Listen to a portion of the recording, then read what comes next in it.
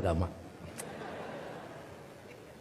Jadi mohon, yang terakhir saya ingin sampaikan, tidak ada kesuksesan tanpa kerja keras, tidak ada kesuksesan tanpa perjuangan, dan tidak ada kesuksesan tanpa dorongan doa dari kedua orang tua kita.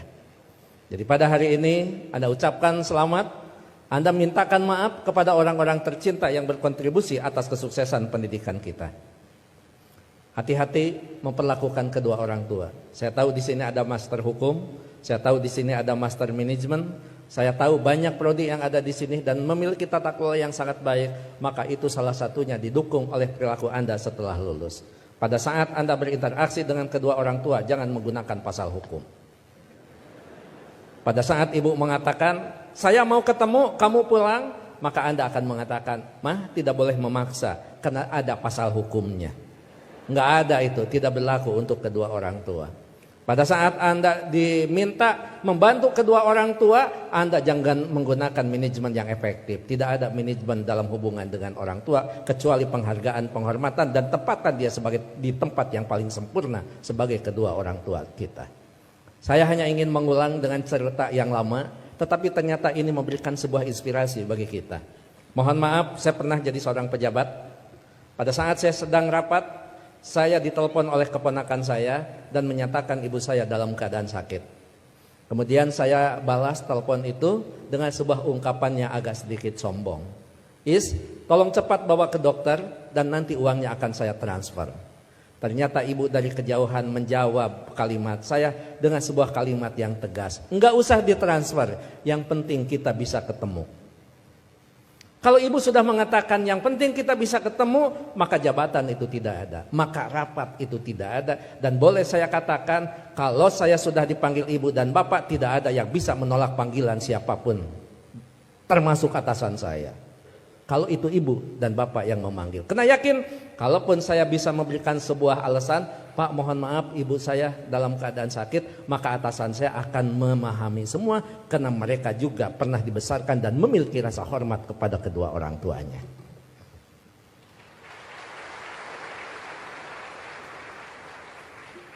Pukul 8:30 malam saya pulang, dan saya sama seperti Anda, mungkin saya lebih kampung daripada Anda yang hari ini di wisuda. Saya tidak dilahirkan di tengah kota, saya dilahirkan di kaki Gunung Papandayan yang sekarang terkenal dengan tempat wisata Kawah Papandayan.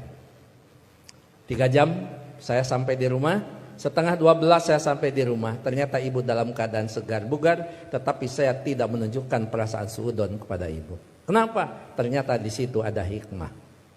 Bagi seorang ibu dan bapak dalam keadaan sakit, kemudian dia menunggu anaknya terkasih dan tersayang, maka pada saat dia bertemu, maka kehadirannya lebih mujarab daripada obat yang diberikan oleh seorang dokter. Catat itu. Ibu tidak hanya menunjukkan segar dan bugar, tapi ibu juga tetap memperhatikan kesukaan makanan anaknya. Saya dimasakkan sayur kacang merah, saya digorengkan asin peda, saya dibuatkan sambal terasi, dan saya juga dibakarkan pete. 11:30 malam, coba bayangkan ada sayur kacang merah, nasi putih, bakar pete, dan belum peda ditambah sambal terasi. Boleh dibayangkan setelah wisuda. 11:30 malam saya disuguhi makanan itu, maka tidak ada kalimat yang bisa diucapkan kepada ibu selain mengucapkan terima kasih. Padahal saya tidak biasa makan malam, kecuali makan nasi di waktu malam. Ya saya makan. Saya tidak pernah mengatakan, "Amah, ngapain masak? Kan kata dokter paling tidak 3 jam sebelum tidur kita boleh makan." Ini mau tidur 11:30, ngapain masak? Bagaimana perasaan ibu pada saat seorang anak yang dia tunggu, yang dia masakan, kemudian anak berargumentasi dengan sebuah ilmu di mana ibu tidak paham tentang ilmu itu? Menyakitkan. Iya, saya makan dan saya berdoa mudah-mudahan ini jadi obat. Begitu saya lirik dari sudut mata saya, ibu kelihatan bahagia. Kenapa? Makanan yang dia pasak itu betul-betul dimakan oleh anaknya. Begitu selesai makan, saya mengatakan kepada ibu, "Amah, mohon maaf, ini makanan sangat enak, terima kasih. tapi mohon maaf besok tidak akan pulang siang karena ada pekerjaan yang tersisa. Kemungkinan saya pulang sebelum sholat subuh. Ibu dengan bijak mengatakan, enggak apa-apa. Yang penting kita sudah ketemu. Sok istirahat. Saya sambil dituntun dibawa ke kamar. Setelah di kamar saya diselimuti. Ibu lupa kalau anaknya adalah seorang profesor. Ayo tepuk tangan. Itulah ibu.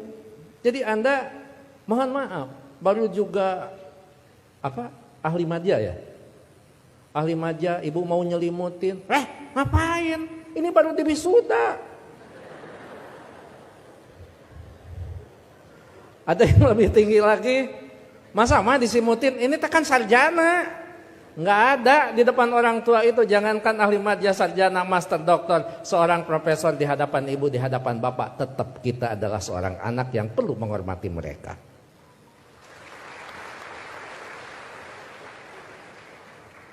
Yang paling indah dan paling membuat saya terharu, pada pukul 3 saya bangun, ternyata ibu sudah berdiri di samping saya sambil menepuk bahu saya. Cepat kamu bangun, jangan lupakan sholat sepertiga malam terakhir. Kenapa? Kamu bisa mendapatkan yang semua ini bukan karena kepintaran kamu, jangan-jangan bukan karena kecerdasan kamu, mungkin keberuntungan doa kita dikabulkan oleh Allah Subhanahu wa Ta'ala. Jadi ibu masih khawatir tentang anaknya. Ibu khawatir anaknya merasa pintar sehingga pintar menjadi sebuah kesombongan. Ibu masih khawatir anaknya cerdas, cerdas menjadi sebuah kesombongan. Bahkan melupakan siapa yang menentukan takdir segalanya pada kehidupan kita. Itu pada profesor itu. Jadi tolong ibu bapak, sebagai orang tua, anak kita hari ini di wisuda, tetap mereka adalah anak kita yang perlu kita luruskan pada saat mereka terlempar dari jalan yang memang ditentukan. Perlu diberikan peringatan, tapi tentu sekarang ini ada kaidah-kaidah yang beda dengan zaman dulu.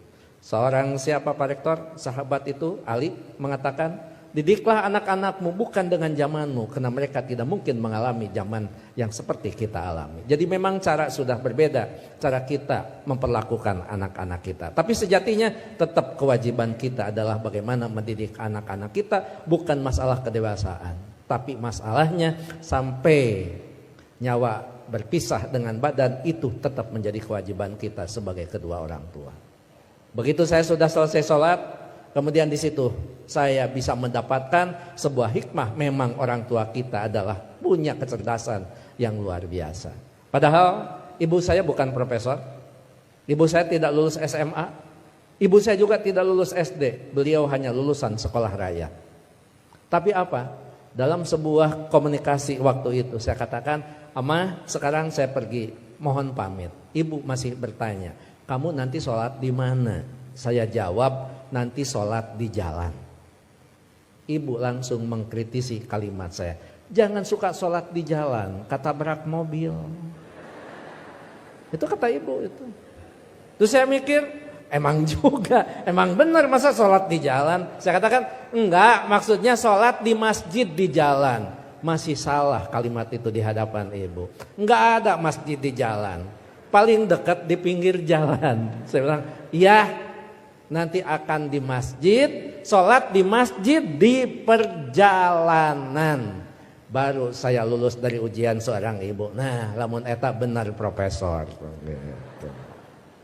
Dan yang terakhir, saya mohon maaf tadi malam tidak transfer karena Amah mengatakan tidak boleh transfer, tidak usah transfer, sehingga saya tidak transfer. Disitulah kecerdasan ibu luar biasa. Iya, nggak apa-apa. Ngapain harus transfer ke seorang ibu? Mana? Ibu lebih cerdas daripada seorang profesor. Oleh karena itu tentu saya berharap sekali lagi kalau kita mau sukses, berbaiklah kepada guru, kepada orang tua kita. Kalau kita mau sukses, jangan pernah Anda melupakan karena kesuksesan kita adalah jerih payah dan hasil pemikiran kedua orang tua kita termasuk guru-guru kita. Mudah-mudahan orang tua kita yang sekarang masih ada tetap diberikan kesehatan, diberikan usia yang panjang, tetap mampu membina dan membimbing anak-anaknya sampai menjadi investasi yang terbaik bagi keduanya. Bagi orang tua kita yang sudah tidak ada, termasuk kedua orang tua saya mudah-mudahan senantiasa mendapat tempat yang terbaik di sisi Allah Subhanahu wa taala. Amin. Saya pikir itu Pak Rektor, Pak Ketua Yayasan, hadirin Sivitas Akademika Unpam yang saya hormati. Mohon maaf kalau sambutan saya agak sedikit panjang karena saya tadi mengimbangi Pak Rektor sangat panjang, kemudian Pak Ketua Yayasan sangat pendek, maka saya setengah panjang dan setengah pendek. Mohon maaf tidak bisa mengikuti wisuda sampai akhir karena saya harus mengejar waktu ke Tasikmalaya Pak Rektor. Apapun tadi yang dibicarakan oleh Pak Warek sudah dibicarakan dengan Pak Warek dan Pak Ketua Yayasan. Begitu juga kepada Pak Direktur, saya mohon pamit. Anggap saja kalau di Kementerian Agama kan tidak aneh, anggap saja saya penghulu. Penghulu biasanya kalau sudah menikahkan ijab qabul dinyatakan sah, penghulu biasanya pamit diri dan tidak perlu menunggu sampai resepsi. Terakhir, saya tidak akan membacakan pantun, tapi ini ulangan dari wisuda bulan kemarin karena setiap bulan Unpam wisuda, bahkan Unpam setiap wisudanya juga tidak bisa diganggu karena hari Minggu. Jadi saya tidak bisa menolak undangan Unpam. Gitu. Anda hanya tahu saja yang wisudawan wisudawati. Saya ini mantan Aura Kasih. Sekian dan terima kasih. Assalamualaikum warahmatullahi wabarakatuh.